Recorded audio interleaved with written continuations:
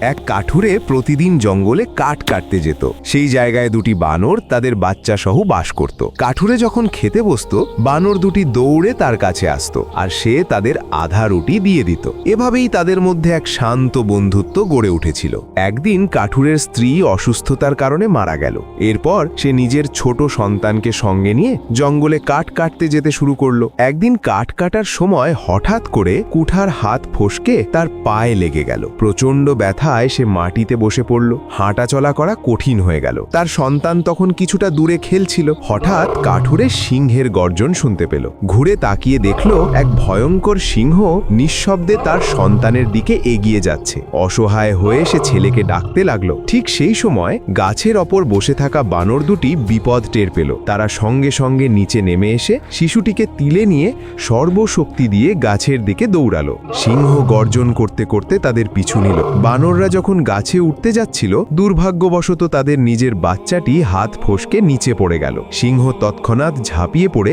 বানরের বাচ্চাটিকে ধরে ফেলল এবং তাকে নিয়ে জঙ্গলের গভীরে চলে গেল। কিছুক্ষণ পর বানর দুটি কাঠুরের কাছে এসে তার সন্তানকে ফিরিয়ে দিয়ে চুপচাপ চলে গেল। কাঠুরে তাদের এই উপকার কোনোদিন ভুলতে পারেনি। সে জানতো যারা একসময় শুধু রুটির জন্য তার কাছে আসতো, আজ তারা তার সন্তানের জীবন বাঁচাতে নিজেদের সবচেয়ে মূল্যবান জিনিসটিও ত্যাগ করেছে।